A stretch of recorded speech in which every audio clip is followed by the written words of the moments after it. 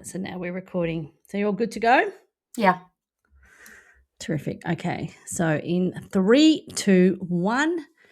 G'day everyone and welcome to our Killer Storyteller Christmas special. Yes, this is our final episode for 2025 and we are in the Christmas mood, everyone. Can you tell? So strap in, folks, because we are getting loose today. Yes, that's right. I've already cracked open the Baileys, which is my all-time favourite. But listen up, everyone. Can I please have your attention? This is important because this is our Christmas breakup party and you, our brilliant listeners, are invited. Some music there. Okay, let me introduce to the mic my international partner in pod all the way from the UK who is waiting patiently under the mistletoe for her hubby to come along and give her a big fat smooch. It's best-selling million-copy UK crime queen, author and all-round bloody legend, Rachel Lynch. How you going, Rach? Oh, hi, Christy. Oh, it's so brilliant to see you. And can you believe it? What a year we did it. We did. I'm not sure about the mistletoe for hubby to come and give me a big fat smooch. You know, we've been married like 25 years or something, but Bailey's sounds good. The Baileys. Love Baileys on ice. So, oh my God, yeah. I can't actually believe it. And we're actually sat here recording our Christmas episode today. But sad as well, because, you know, I can't believe that 2025 is almost over, but we've done so much. You know, we've talked about so many books, haven't we? We've had our first guest, and we've got more guests lined up for 2026, which we will announce in the new year. But today we're not discussing a particular book. Sorry, guys, but not sorry. This is our Christmas breakup party. So I am actually tempted to break open the rosé at 9 o'clock in the morning. Is it too early? Because it's not too early there in Melbourne, is it? No, so it's 8:30 at night, and what is it, 9:30 in the morning for you, Rach? Yeah. But you know what? It's a Christmas party. You can do whatever you want. Did I tell you I'm a writer? I've got a really good imagination. No rules. So you know. But yeah, things are getting a bit wild here in the UK, weather-wise. And you know, okay. this is a touchy subject for me and Christy because obviously you're just heating up, so we won't go there. No. But first, let's say a massive thank you to all our amazing listeners around the world and welcome to our Christmas special, our gift to you for being part of this brilliant journey. And on the Baileys note, Yes. have you ever made it? Have you ever made it? How do you make it? So I used to make it with my mum. Are you serious? It's actually, yeah. I don't think people do it anymore because it's raw eggs. Raw eggs, cream, whiskey, and something called camp coffee, which is like a liquid coffee. Oh my God, it's amazing. Wow, you have to drink it in 3 days. Oh, okay. So because otherwise it goes off, or you can make it into a Bailey's omelette. I bet that's what the Scottish do. We'll have to ask Marion. Oh gosh. Oh, that sounds really disgusting, but totally drinkable. I'll put you off. Nah, Baileys, and also with some grated chocolate on top, heaps and heaps of ice. Oh, yeah, okay. Yeah, really delicious. Have you tried Baileys in coffee though? No. Oh, that's great. No, I haven't. Oh, Yeah. I can't totally feel like a Baileys now. We should be replacing a cup of tea with some Baileys. Oh God, absolutely love it. And Christmas time is time to drink Baileys. So Isn't it?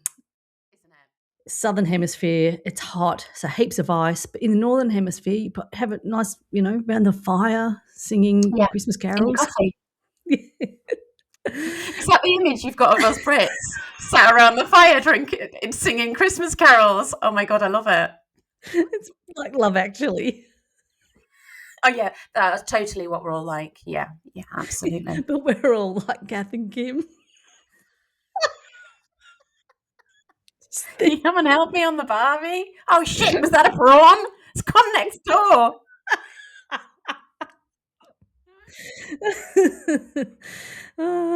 Hey Rachel, let's chat about some of your new books that you've got coming out in the new year, you've got not one but 3 new book launches that are being released in early 2026. First Act is coming up first in January, and then Cruel Truth in April, and then The Gathering, which I didn't know the name of that, so I'm excited for that one, in the summer of 2026, so mid-year. Is that right? Yeah, and this is the publishing world for you. It's happened like that this year. Wow.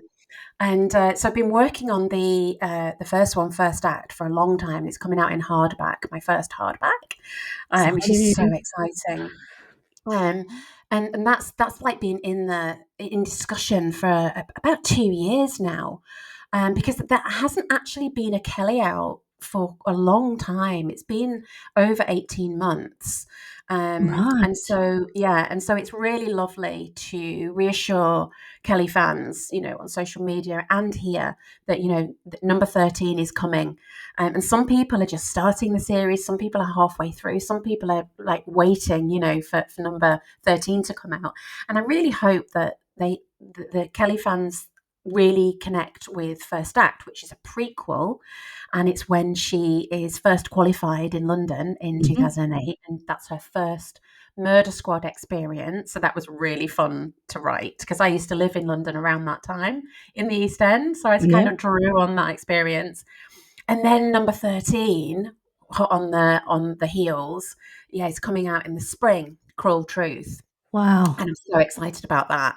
Yeah. But The Gathering is another standalone. So when that comes out in the summer, that's not a Kelly. That is actually one of my standalones. And it's Exciting. set in a Scottish castle. So it is. I'm desperate for Marion to read it and approve, because that's her backyard and that's her territory. So I just hope I've done that justice. It's not set in St Andrews, is it? No, it's not. It's in the Highlands. So I would never step on Marion's, territory of St Andrews. Yeah, I wouldn't be able to pull that one off. So it's a castle in the middle of nowhere, and it's a family who go back there for a celebration, reunion, and obviously, things start to go south pretty quickly. So that was really good fun to write. So yeah, they're all coming out in the new year. Wow, you're going to have such a big year next year. Yeah. But I've also had the pleasure of reading an uncorrected proof of First Act. So it was a pre-release of the prequel, which was quite amusing. A prequel. But it's such a brilliant book, and I cannot wait to chat about this once it's released, because Rachel Lynch, I have questions, so many questions for you, and all I can say is it's bloody awesome. I've totally loved it, and I read it so quickly, and I can't wait for the public and your audience to read it really, really soon. Oh, I'm absolutely thrilled. Every single book that comes out, I'm just as nervous. Are you? As the first, that is, people are going to like it. So for you to say that, Christy, is absolutely brilliant. And maybe we can, we will be discussing that on a podcast, won't we? We'll yeah, definitely. About First Act shortly after it's released. Yeah. Sorry, awesome. I was just going to say the early reviews are really, really brilliant, which is great, because they mean so much. And just people taking the time to read your book and then to send a message to the publisher in time for the launch date, so maybe they can use that on social media, or it might be time to do a grab and put it in the actual the paperback, which comes out later in the year. Okay, so hardback comes out first. Yeah, right. And like I said, it's different. Because it's London 2008, but it's not just that. It's an inexperienced Kelly. She's still got that nose. Yes. And the particular crimes that I've created for this one is, think sort of, without giving too much away, think sort of a murderer hell bent on getting attention by leaving chilling calling cards in the form of beloved childhood puppets. Yeah. And so it's familiar, Yep. because we all know those childhood characters, which makes it more chilling because I've used them in a way that, they obviously they shouldn't be used. So I think it was Marion who she read a prequel as well, and she was the one who said, this is why it's so chilling, because it's so familiar in a lovely way, but the way that it's been sort of twisted makes it sort of hair standing up territory. Yeah. So the early reviews have been brilliant. But this Christmas special, though, Christy, is there any topics that we missed out in 2025? Because we did so much, didn't we? We did absolutely heaps. But one of the topics that I'm really interested in is what's involved in a book launch and what typically happens on a new release. So I've seen the Novel Tours Bookstagram promotion. What's that, Rach? Yeah, I mean, it's a sign of the times, really, because everything's done online now. Publishing is changing rapidly, and they've got to catch up. Like Bookstagram, Book Talk. Yeah. Only recently, it was massive in the news here. There was a TikTok star who he got something, he got millions of hits on his TikTok, and he got a publishing deal on the back of it, and I think good luck to him. I love innovation in any industry, but the big publishing houses, like any big traditional establishment industries, are always slow to catch up. And it's the same with launches. So the Bookstagram tour is like me going on tour. In the old days, I'd be taken around, in a cab or whatever, Yeah. and I'd be put up in hotels, and I'd be given my food, and I'd meet all the people who are going to interview me. Well, now this is done online by Bookstagrammers. So they're Right. bloggers with thousands of followers who love books, and the publisher sends them the book, and then they post online about it. So this is Right. a new way of doing a book tour. It's the So same with launches. You asked about launches. yeah. And so launches now, it really, I've got to say, and me and Marion touched on this in the last podcast, it's only celebrities that get that star treatment anymore, because they cost a lot of money. That sort of warm wine experience on Yeah. Bridget Jones, where she stands up and introduces Mr. Titsperver. One of those days, sadly, because that would be quite cool. And a bit Love Actually, isn't it? That Yeah. bit as well. So yeah, authors. It probably comes as a surprise to you, but a lot of authors pay for their own launches, and it is like a party to invite their friends and family and just have a little celebration.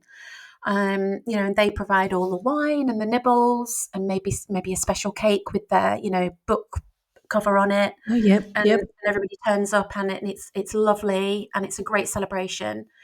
But they're not seen anymore as fundamental to the publishing world, because whereas before you would invite all the press and you'd invite all the movers and shakers, well, you do that online now through Right. meetings, And so is it's not cost effective. right. So there'll be the Bookstagram promo, and is Canelo doing something for the launch of the book as well? Or is that So something what they that you need did, to organise? yeah, and that's not, it's a personal thing, and that's not my thing, really. I've never done a book launch, Okay. just because it's that writer imposter syndrome, where all the attention would be on you, and I sort of, that makes me cringe a bit. Okay. The Right. idea of standing up in the middle of Waterstones and Yeah. just saying, that sort of Bridget Jones moment. Yeah. That's not really me. I love engaging with people more on a personal level, rather than addressing, a room full of people and say, buy my book. I much prefer, engaging with people Yep. online Yep. on a That's so one-to-one, or interesting. doing Yeah. things like this, Yes. having a chat.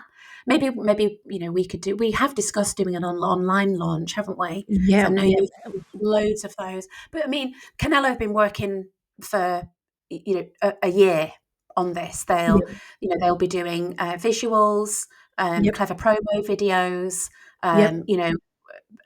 meetings behind the scenes, trying to get it into supermarkets, and all of the fruits of that really, really hard work that nobody sees. Yep. That will happen on the 29th of January when the book comes out. So the whole Fan team behind the scenes been Yeah. doing all of this, marketing work, but you just don't see it.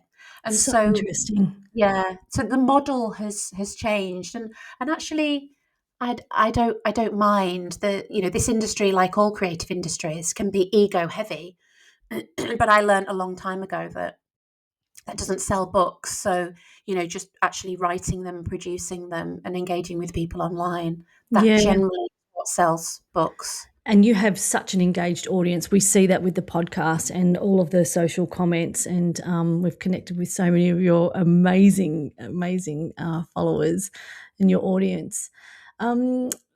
I have got a question here. Now, you've got a question for me. Where am I up to on the books? Yeah, because I know it probably comes quite as a surprise to some people that when we do the podcasts, I have to go back and reread the titles because I've forgotten all the characters. It's Yeah. so long ago. Like Dark Game was 2000. Oh, well, I wrote it in 2016, Yes. so it's 10 years. it's Yeah, coming nearly up 10 10 years. years, and so I've just actually reread Little Doubt, and I think you did as well, didn't you? I did, and that's the one I just cannot wait to discuss, but it'll be next year, because we've got a couple of books to go before we get to Little Doubt. But it was just a page turner. I inhaled it. I read it in a couple of days, and we were just discussing off air how different it was. And I could only. I don't want to give it away, but it was very, very different, and I absolutely loved that story. So, and I've just finished reading that. But what I wanted to say is I just finished listening to Dark Game on Spotify audio. It was the audio book, and so that's book number 1 in the D.I. Kelly Porter series, and it kind of took me aback. And let me tell you why, Rach, because this book is beautifully narrated by Claire Cassane. And I have to say, she kind of sounds a little bit like you, Rach, really lovely. Same accent. But for me, it was Kelly's voice. It was so different to what's in my head, and Johnny's too, because I realise I read in an Aussie accent, right? Not a Northerner accent. If I read in a Northerner accent, I'd never finish the book because I'd be just pissing myself laughing. Oh my God, that's too funny. But it was really, really cool bringing them to life, kind of, do you know what I mean? Sort of like in my head. But it was a really lovely surprise. And I wonder if our international listeners feel the same. So I guess what I'm trying to say is I've read so many D.I. Kelly Porter books now. I feel like I know the character well, but hearing her voice was something else. I really liked it. That is so funny. These are the things that you don't even think about. Because I've met Claire. I went into London, into the studio to listen to her narrate. Did you? Yeah. And she is, oh my God, she's gorgeous. But when you say that she sounds like me, when I clear an audio, and for my standalones, it's quite tricky because they're all really different, you can imagine. And they send me audios of actresses, and I choose one. Oh, right. And I chose Claire out of quite a few. And yeah, we are very, very similar sounding. And when we first met each other, we fell about because we both said hi, and we were like, "Oh my God, you're Kelly!" And she's like, "No, you're Kelly." It was just so funny. So yeah, and because obviously I write in my head, in my voice, Yeah. not Catherine. G'day, D.I. Kelly Porter. How's it going? Exactly. So that was quite a shock for you, yeah. But I reread Dark Game recently too. Yeah. And oh my God, it was so nostalgic. It's a good book. Not only are the bits of it from where I grew up, near Barrow-in-Furness, which is where Darren Beckett's from, but it just threw me back into that world where she just moved from London. Sorry, Darren. Oh, Darren. Good old And Darren. it was a real trip down memory lane. It was like going to see an old friend. Yeah. I really loved the whole experience. I sort of sat there tittering away, and my husband's like, "What are you reading?" I'm like, "I'm reading my own book." This old thing. This old rag. I know. It's an incredible book. So I've just finished listening to it on audio, and the storyline is unreal. And then I wondered, Rach, with you rereading the book, do you kind of go, "Oh, I should have done that with that character," or I could bring that Oh, one back from, he's like Sasha, who's gone off. I don't know. We don't know where Sasha went, but he could we come don't back know where in other Sasha books. went. He hasn't He come back yet, has he? he, Um, you know, Yeah, and all the time, and I get messages like this on social media as well. It's like, are you gonna bring them back? Because that character was amazing. Are you gonna bring them back? And I try and jot down these notes, yeah, and I think where I can fit them in, because I love doing that. Things yeah. like maybe a present that Ted's bought Kelly, maybe Oh, yeah, bring that in, or something that Lizzie's done a bit later on down the line. So yeah, I do all the time, but it's also can be a negative experience as well, in the sense that all writers will want to go back and edit their work, because the editorial is yeah, just something that just goes round and round and round your head. So also when I go back, I think, oh God, I should have done that, and I should have said that, and I could have mm, developed this, I could have said that in a slightly different way. So I'm critiquing myself at the same time as yeah, well, which yeah. is, I guess all writers do that. And I can remember my publisher saying to me, um, I think every single writer on the planet would love to go back and Yeah, edit their earlier work. yeah, It's so true. yeah. Oh gosh, it must be so difficult rereading them back. As I was just saying, I've just finished reading Little Doubt, which is book 7, and this absolutely blew me away, this book, and I think it's my new favourite. So sorry to the Rich, which was my favourite, but I absolutely totally loved it. And I've got actually, there was a massive question that has been answered for me in Little Doubt. So there's no spoiler here, but just putting it out there to you guys. And it just answered a massive question. It sounds cryptic, I know, but you guys, you'll just have to read it, and then you'll know what I'm talking about. What else was I going to say? But I've just started reading Lost Cause. Yeah, so both of those books we'll be chatting about in the new year. So cannot wait. I've got heaps. Yeah. I've read right ahead, so I've got Yeah. heaps to talk about in the new year. That's what I'm saying. Yep. Yeah, and like I said, when I go back, I get, I write like you. I write new notes, and because they're all slightly different. They're all not just That's the right. crimes, but the characters. Because I always like, as you know, to create a whole new cast of baddies. And yeah, I'm so looking forward to to talking more about them in 2026, and talking about number 7, which is Little Doubt, isn't it? Yep. Yeah. And Kelly's so self-assured and kick-ass now, Yeah. compared to Dark Game. She went there, didn't she, with her tail between her legs, because Matt the Yep. Twat had done the dirty on her, and she didn't know where she fitted in. So by number 7, she's in her stride, isn't she? Oh And yeah. I love her. I loved her in Little Doubt. I loved the gritty rawness in Dark Game, and you'll see more of that in first act. Her sort of instinct as a young 20-something year Yep. old. But Yep. yeah, by number 7, I love her. And also what I loved about Little Doubt was it really gave a different perspective on the Lake District, because I really channeled my urban, because I created this Yes. housing estate. So there was less of the rolling beauty and the Yep. darkness behind that, and it was all about high-rise flats, Yep. which was so important to the story. So it really Yeah. complemented it. There were little glimmers of that though, like the we're not going to go into it too much detail, but you're talking about that it's in the background. It's overpowering over, the town or the housing estate. So it's not like a character like it normally is.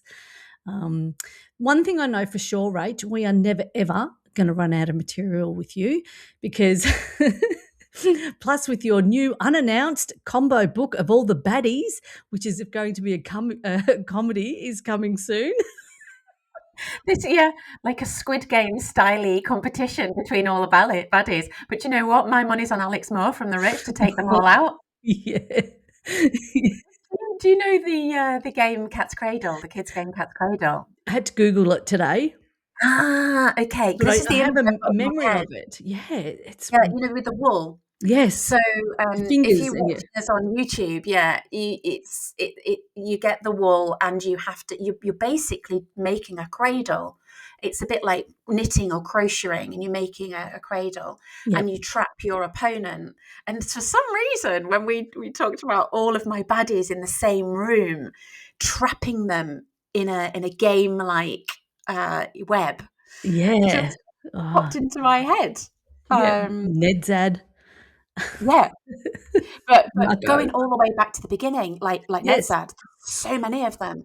But yeah, let's remember how we got here, Christy.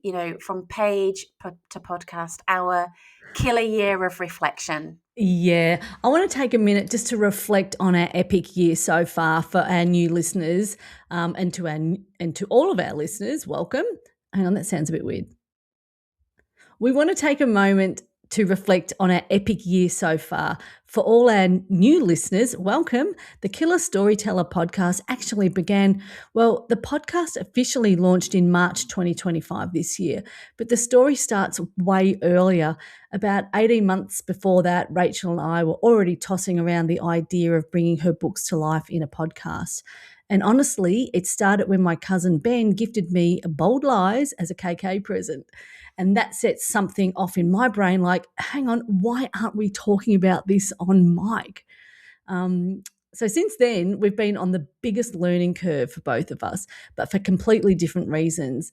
Rachel's been navigating the wild world of podcasting with mics, platforms, editing notes, and all the techie bits she absolutely did not sign up for as an awesome author. That's hard to say. And me, I've been diving deeper into the books than ever, reading and rereading, taking notes, trying to understand every detail so I don't sound like a total amateur on the podcast. Seriously, it's a thing. I do not believe that for a second. We've had some hilarious moments, so much laughter that never makes it to air. And then there's the stuff like finessing edits, wrangling time zones, setting up platforms, Apple Podcasts, don't get me started, and all set up and all the setup of a brand new podcast. But honestly, Rach, I think we found our rhythm as co-hosts right from the get-go at episode 1. Wouldn't you agree? Honestly, Christy, the only thing that I think that you could point out is that people listening might think that we're talking about comedy books. I mean, this is I just love chatting, about everything about, the process and being an author, you being a reader, and we just have so much fun. But I was like a rabbit in headlights. I didn't know what to expect. I'd never done a podcast before. I never thought I'd be navigating, buying super duper mic covers. At first I had to sock over it.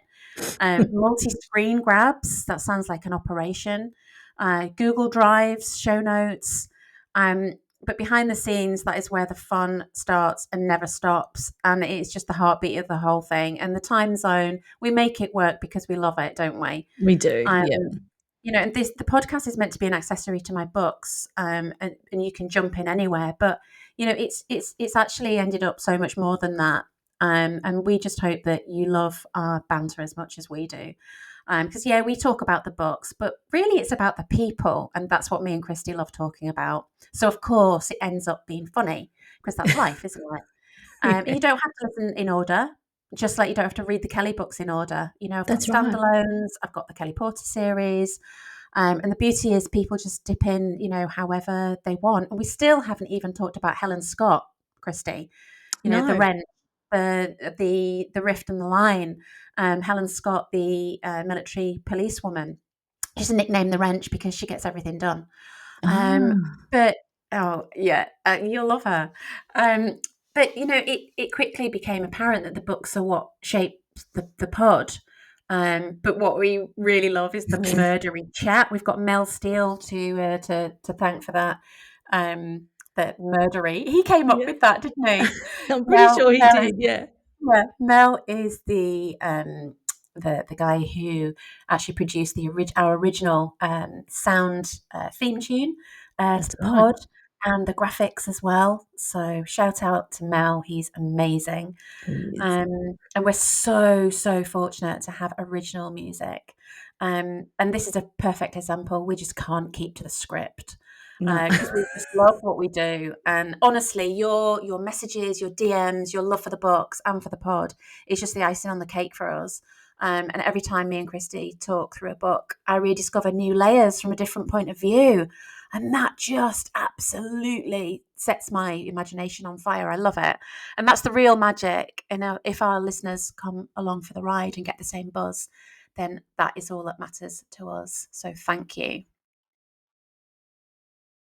Beautifully said. So we've recorded 12 episodes so far. I cannot believe it.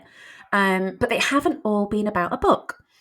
Because we've tried to mix it up a bit and keep the pod evolving and interesting to you, the audience. So Dark Game is book 1 in the Kelly Porter series, but it was actually our 4th episode. So in between discussing books and having our first guest, we've discussed the backstory of Kelly, the writing process, and having the amazing Marion Todd on, Scottish author of the Claire Mackay series. That was brilliant. And Christy, you came up with the idea of 2 authors, 1 mic. Yeah, Yeah. we never shut up though. It'd be really, really long podcast. Yeah. And then I thought of a joke. An Aussie, an Englishwoman, and a Scotswoman walk into a bookshop armed with a microphone and a pen and leave with a body count, a plot twist, and 3 new books. Yeah. And if Marion's so inclined, she's in a bad mood, maybe a few dead bodies along the way, watch out. That was an epic episode, wasn't it? And looking back on Yeah. all we've done and what we've still got up our sleeves, it's so exciting. So have you got any favourites, Christy? Yeah, well, I have to go straight to The Rich because we had our sealed section in there, and we also had a chapter reading by you, Rach, which we will do some more in the new year when we get around to it. It's just so much to do. But The Rich, because I just love that book so much, and I loved picking your brain about that, the storyline. So that was definitely one of mine. But I think the first one, Rach, episode 1 was like our welcome episode, and it was just like, you know what, we're just going to do this. We're not going to wait for anyone, or we're just going to crack on and do it. And we've just cracked on and we've done it, and we're recording our 12th episode today. So we didn't kind of over think it or over analyze anything. Just like, no, let's just jump in and do it. And we did. So I'm super proud of us for just doing that. So that was also my favourite episode as well. Yeah. And look at us now. Amazing. Yeah. So yeah, I think for me, looking back over all of them, I think Deep Fear stands out for me because, you know, we got to talk about the Lakeland poets. I really, really loved that. And I think that was episode 2. And then episode 10 stands out for me as well on Bold Lies, you know, discussing the big plot of, you know, deep state and big pharma corruption. That really got me excited. Yeah. Yeah, You love that, but don't you? I've loved all of them. Yeah. All So right. let us talk. Yeah, maybe not that. Let us talk about the legend of Google and ChatGPT, because every podcast we try and have a little section, don't we, on I had to Google this. Yep. And just proof that we're both learning on the job constantly. Oh, absolutely. So somewhere in between reading your books and trying to sound like I know what I'm talking about, each book I end up Googling a lot of things, like an embarrassing amount, like cats in the cradle. What Cats in the Cradle. are we talking about? Cat's Cradle. For example, Cat's Caramel. Cat's Caramel from Cartmore. so With I Kath and Kim. discovered Say that. Cat's Caramel from Cartmore with Kath and Kim. yeah. Yeah, I discovered the Three Dodds Challenge isn't a medieval family feud, but an actual Lake District hike. And I learned that soporific eggs don't mean fancy eggs, and gritters means mountain climbers. And finally, I now know the true meaning to a bell end, and I'm embarrassed to say it's got nothing to do with church bells. I love I had that. to take down one of our social posts because I got so much. Do you know what a bell end is? I'm like, not really. Oh my God, that's so funny. But do you know, editors must, their hair must curl, because these are the types of like local colloquialisms that they flag up, and they must be wetting themselves. But they've got to put a serious flag in the text saying, "Do you think all of your readers around the world will know what a bellend is?" They've got to put a really serious tag in. So it would be quite funny actually to put some of them in just to see if the editors pick it up. Yeah. Per time. I had a You see, this is girlfriend where, contact me go on. just sorry to interrupt. I had a girlfriend contact me. She's English, but she lives here in Australia. She's like, Christy, do you actually know what a bell end is? You know, it's a knob. Well, it's a knobby person, to be fair. You know, it's not an actual knob, although they behave like an actual knob. Oh, it's I so love funny. on your toes. This is where I get really nerdy, because Yeah. I just love the crazy research. That is my bread and butter. And that's where my stories come from, is researching something really, really random. And that's like a job in itself. So I see myself as a writer, an editor, um, a not very good social media promoter, and a researcher. And I think researching is probably my favorite, Mm. because that's where I get the juices going. And like, think antique boats, low cards exchange principle, what really goes on in an autopsy, the hyoid bone, which is incredibly important when you're discussing, cause of death, pitaki, which is the red marks that you get in the eye if there's been pressure Ah, applied to the neck, the rod of Asclepius. And funnily enough, I took my daughter to Cos in the summer for a little girly trip, and I didn't know, but I've just forgotten his name, so we'll have to cut this bit. Rod? No, no. He's the really famous father of medicine. Oh, yeah. Fuck's sake, Hippocrates. Right. Who? I didn't realise, but Hippocrates was actually from Cos. And there's a big statue to him there, and he is holding the rod of Asclepius. So I was, 38 degrees heat, me and Tilly are sweating, and I'm like, oh wow, I didn't realise Hippocrates was born on Cos. So, and she looks at me, because she's 20, so she's gone through 20 years of historical commentary on family holidays, and I'm like, she's like, don't do it, Mum, don't do it. But I did take a few pictures, so this is the sort of thing that gets me really excited. I should get an honorary diploma in anatomy and physiology for dummies. But actually, I have one, because I'm a sports massage therapist. So Oh, I had to pass anatomy and physiology. oh. Fun fact. So when I was a personal trainer, I decided to do the sports massage as well. And we had to do anatomy and physiology. So that is really where my fascination comes from, because when I did that diploma, I just, I had to dive into the human body, Yep. and it just absolutely fascinates me. Forensics have always fascinated me. I think in a second life, I'd either be a chef or a forensic scientist. So this is where TED comes from. I live vicariously through TED. Yeah, yeah, because Um, the autopsy scenes are just epic in all the books. They're so incredible. so what else was there that really got your mind noodled, Christy? There's just so many, and I could only fit a couple in here, but like you said, the cultural confusions for me, Cartmel sticky toffee pudding, and I thought, Cartmel was a typo in the book. Kendall mint cake, it's not actually cake, and, the tiny shingle beaches, it's just lots of rocks and rocks and rocks and rocks, and then, also Hobson's choice is a really classy way of saying you get what you get, right? Brilliant. Plus Hermes, Amazzoni, and Cecil Rhodes. So I've got a lot to thank you, Rachel Lynch. I've learned so many random facts this year. You're welcome. All right, this is our Christmas special, Rach. What about Kelly Porter's Christmas? Book 4, Bitter Edge, and Little Doubt, Book 7, have references to Christmas. But because this is our Christmas edition, I want to reflect on 2 books that I've read so far that feature being set at Christmas, and that is Bitter Edge and Little Doubt. The ending to Bitter Edge is unbelievably cool. I just loved it so much. And if you read it, you'll know what I mean. It's super awesome way to finish the book in more ways than one.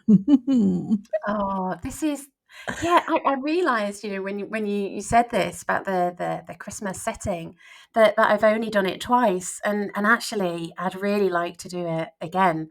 Maybe a Christmas special. She's I can Right. Kelly's a good time girl, she enjoys a drink, she's a northern lass.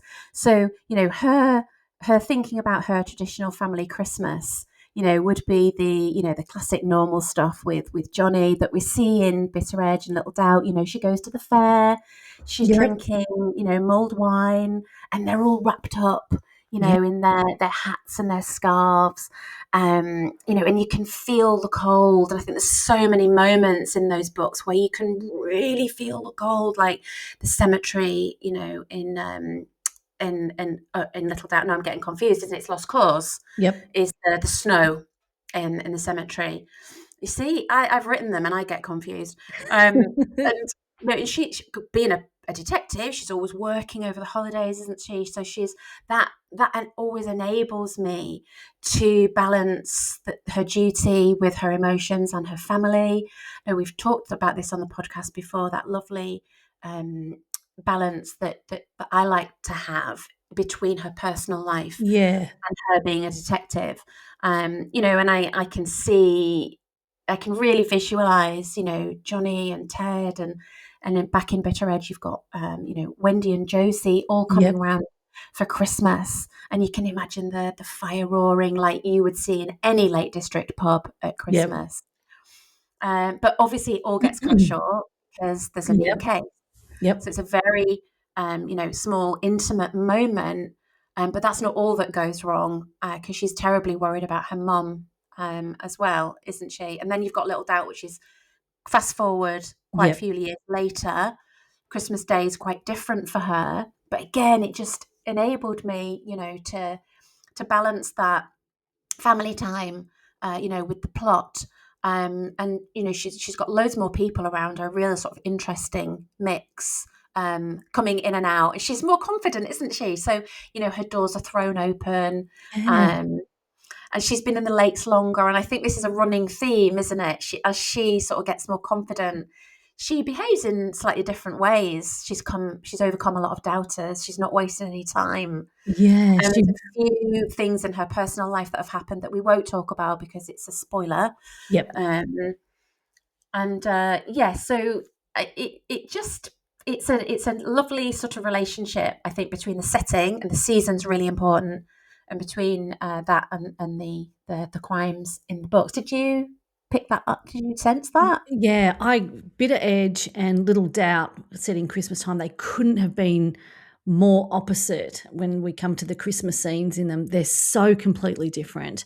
But yeah, I loved Little Doubt, and the ending of it, it comes right at the very end when they're having the big Christmas celebration. It's it's a it's a big scene and it's complex and there's lots of people in it. But I found that awesome. When I read that last line in that book, I'm just like, whoa, here we go. Yeah. So absolutely loved Yeah. it.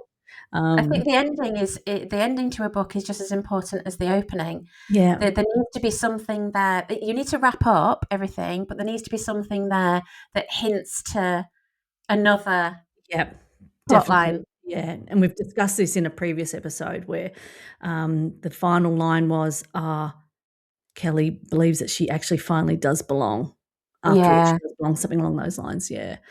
And the gifts at Christmas time also mean a lot. So the ring from Johnny to Kelly, which was his granny's, and the flip-flops that Johnny gets from Kelly, and a little trinket box from the fair that Kelly gets for Josie in Little Doubt.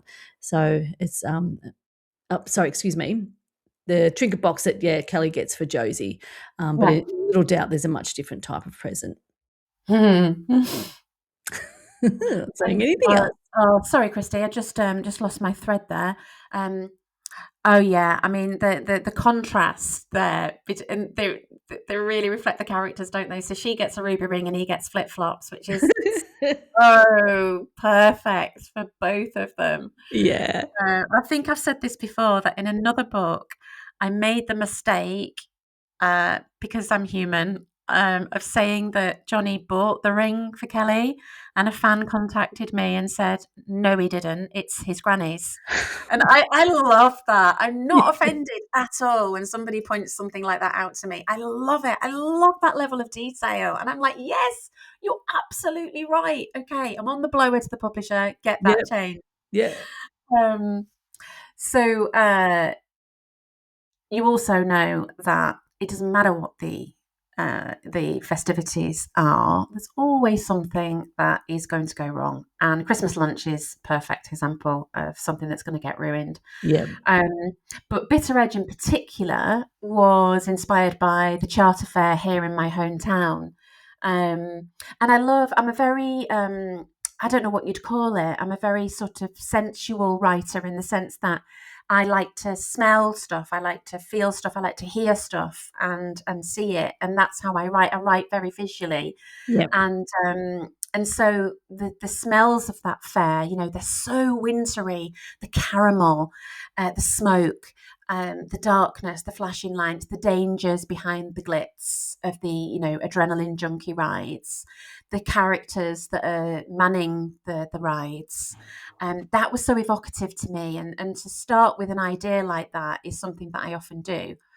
The setting in Little Doubt, by the way, is completely made up. I did get Oh, a okay. very irate reader complaining that there are no high-rise flats in Penrith, and I had to apologise profusely and say this is just my imagination, because I do appreciate that, but I did need that for the plot. I don't often change my beautiful Cumbria, but this was just a small exception. Oh, right. Because So interesting. Oh, there you go. Because so at the front of your book, you have like a little disclaimer that says, that this is all fictional and made up and blah, blah, blah, blah, blah. Ah, but I think that interesting. readers take it, in different levels of seriousness. I had one reader reach out to me and say, I was really thinking about visiting Cumbria, but I don't think I will now if this is what it's like. So God. people take it quite seriously, which is great as well. Yeah. But you can't please everybody. Mhm. That's one thing that I've learned for Well, sure. it's the same as Australia. If you come to Australia, you're not going to get attacked by a snake or a spider or eaten by a shark. Do you know what I mean? Or Can I have bashed up that in by a kangaroo. writing?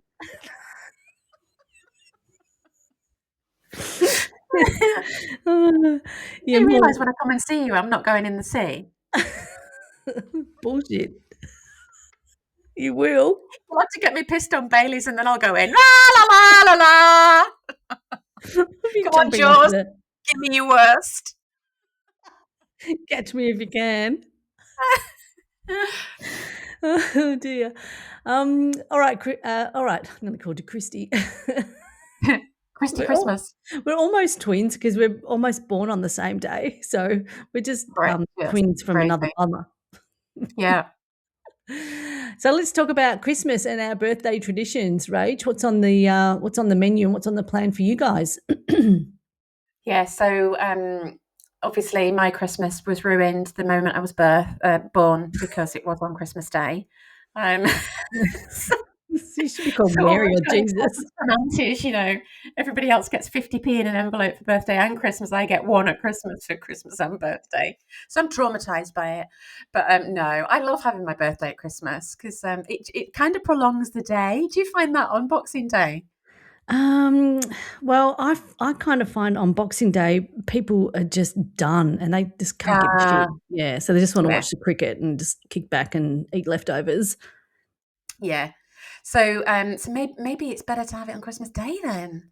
Yeah. I mean, I don't know Yeah. any different. I do love it. So Yeah. midnight Christmas Eve, we will go to midnight mass Yep. in the local church and listen to the carols. It's just so, I don't know, it's just so peaceful and beautiful. I'm really looking forward to that. And we're having a quiet one this year because my son Freddie is doing a ski season in Japan. Yep. He's gone for the powder. He's having the time of his life. So there's the three of us this year. So it's going to be quite different. Hoping for snow. We do often get snow at Christmas. Lots of dog walks. Main event this year is going to be a goose. We do Wow. separate birthday and Christmas presents. Good. There's not very long in between. We do Christmas, and then like 5 minutes later, I'm like, right, can I have my birthday presents now? Lots of years we've been off skiing or walking in the Lake District. Right. Christmas in the Lake District is so cool because you'd think it'd be a massive time for tourists, but it's not. It's really quiet. So it's a good time Um, to come. yeah. So apart from that, it'd be like chocolate, mulled wine, cheesy party games, old classic cheesy films, roaring fires. And if it does snow, there's some sort of hills near us. We could take the sledge out. That'd be cool. What about you? That sounds so fun. It sounds so Christmassy. Yeah. So Christmas Day, and then Boxing Day is my birthday. So last year we did something really different, and Howie, my partner and I, we went away for Christmas and went to the beach, and that was super lovely. So this year we're doing something a little bit different again, and we're having fish and chips on Christmas Eve with my family. And but we're also taking some prawns and also my famous pesto pasta salad with cherry tomatoes and bocconcini. So that's something that my nieces and nephews absolutely love. So we're not allowed to come unless we bring a big bag of prawns, and they're already cooked prawns, and you just peel them and then dip them Yeah. with a nice sauce to go with it. So each year we always take the prawns, and they're called Howie's prawns. They're not Christy and Howie's prawns, they're Howie's prawns. So the kids love it. So there'll be lots of swimming, backyard cricket, a game of consequences. I don't know if you know this game at all. It's a Not really, sure. really old game, and you basically we team up. We play in pairs, and you have a bit of paper and a pen, and then there's 5 questions, and you write down your answer, and then you fold over a little bit of paper and pass it around till you finish the 5 questions, and that becomes a really funny story when you unravel it and read it out. Oh, So fantastic. questions are like, what's her name? What's his name? Where did they meet? What did he do for a job? What did she do for a job? And we just go really, really silly, and it's incredibly funny. It's called Consequences. Oh, I It's the love that. old game. So we always play that in our family. And then on my birthday, Howie and I were just chatting about that. We're going to go for a bike ride, and then we'll go out for dinner. So I think, Rach, if I call you on my birthday at the right time, it will be Christmas Day and your birthday. So maybe we can get the timing Oh, right. it would Um, be, yeah. yeah. So like I said before, we are basically Perfect. twins. Yeah. Yeah. So yeah, our mother was a bit confused. She didn't know which hemisphere to be in. Maybe she was in, I don't know, Italy or something. Yeah, she's She's on Santa's Italian. sleigh, just popping one out here and pop one out there. Sod the time zones. Pop, pop. Yeah. But if D.I. Kelly Porter could join us for Christmas lunch, what would she bring? Hopefully no pudding or mince pies. They're bloody gross. I don't like mince pies or put. Is it the fruit? What is it? Yeah, don't like that. But I love shortbread. Yeah. Yeah, Ah, right. love Okay, shortbread. good. Yeah. Yeah. I can give or take the pudding, although I think Mike would quite like one this year. Not sure about that. Yeah, Kelly's a traditional girl. I think stuffing balls. Do you guys do stuffing balls? So it's like pork, minced pork meat, and we roll it into balls with like a stuffing mix. So breadcrumbs, onions, Oh, herbs, yum. and we put dried apricots in ours, maybe some chestnuts, and then you bake them in the oven. And so, because for us, it's all the trimmings that go with them. You could actually forego the main bit of meat, Ah, and you could just have the the trimmings, trimmings. like pigs Right. in blankets. So it's a sausage wrapped in bacon. It's called a pigs in blanket. So Mm-mm. that sort of thing. Cauliflower cheese, Oh, love cranberry that. sauce. Yum. And then on Boxing Day, on your birthday, it's all cold table leftovers with a baked ham, maybe. Oh, yeah. And I watched Nigella the other night, and she put treacle on her ham. And also you can do it with Nice. Coke. Have you ever heard of doing it with Ah, Coke? yeah, right. No. Yeah. Well, anyway, apparently it's Yeah. amazing, like caramelly. And I'm thinking, Kelly would probably be the one to walk into the room and do a massive Brussels sprout fart and then leave and blame it on the dog or Yeah, or Lizzie. She needs a dog. I think she she needs a does. dog. Oh, well, you better get on to that. We always have pavlova. Ah, nice. That's a So very summer thing, isn't it? so that's what we'll be having as well. So somebody will bring the pav, and, I don't really like pav either. So Oh, don't you? no, Is it not the really. meringue or is it the No, cream? it's just cream on the inside, yeah, I don't like that. Ah, Yeah, okay. yeah, so I'll go fruit, cheese, sorbets, ice creams, all that sort of stuff, heaps of chocolate, so yeah. Oh, nice. When we Yum. lived in Argentina, we had a summer Christmas, Did you? and we loved it. Yeah, that whole round the pool, we barbecued a whole beef fillet, and yeah, we really threw ourselves into it and channeled our summer Christmas. We loved it. Yeah, Yeah. so good, so good. All right, Rach, we've looked backwards on this amazing year, and it's obvious this is the best crime fiction author reader podcast in the whole entire world because we're just getting started. So, what's coming up in 2026? So we've got 3 books coming out. Like we discussed earlier, just a crazy year it's going to be, but I'm so excited. So January 29th, first act in hardback will be released. And then in April, we've got Kelly Porter 13, which is called Cruel Truth. That'll be released. And the cover is gorgeous. Is it? And then this summer, The Gathering, my standalone set in a Scottish castle, will be released. So it's going to be an epic year. And I think probably our next pod is probably going to be maybe on first act. We might squeeze one Yeah. in before then. But there's so much more to talk about and standalone books too. And we're also going to have more VIP guests. We're lining them up already. Loads of people who are up for it, really excited about it. So that's awesome. We're thinking about maybe a crime writing masterclass webinar Yep. sort of thing, styly. We've got the assassination game of all the baddies. Oh God, would that be so good though? Netflix, hello. Yeah.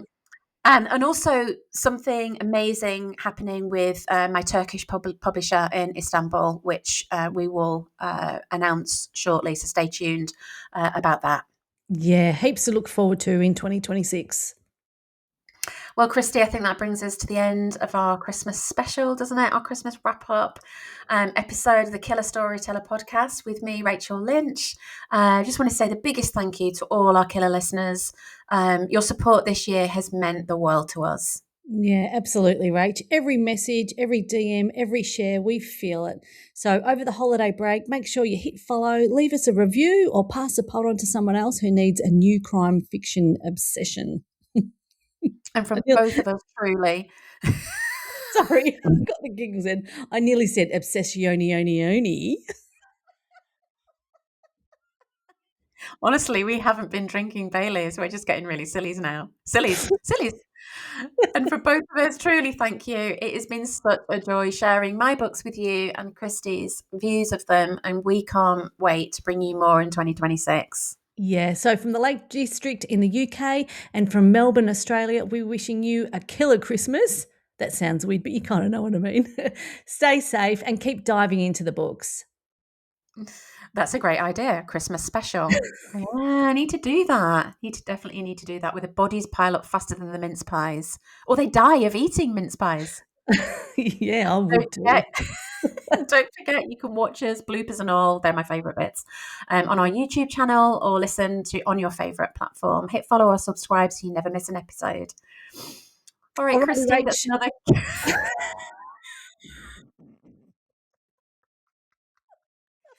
My God, I thought that was a mistake. I thought I'd better just pretend I knew what I was doing.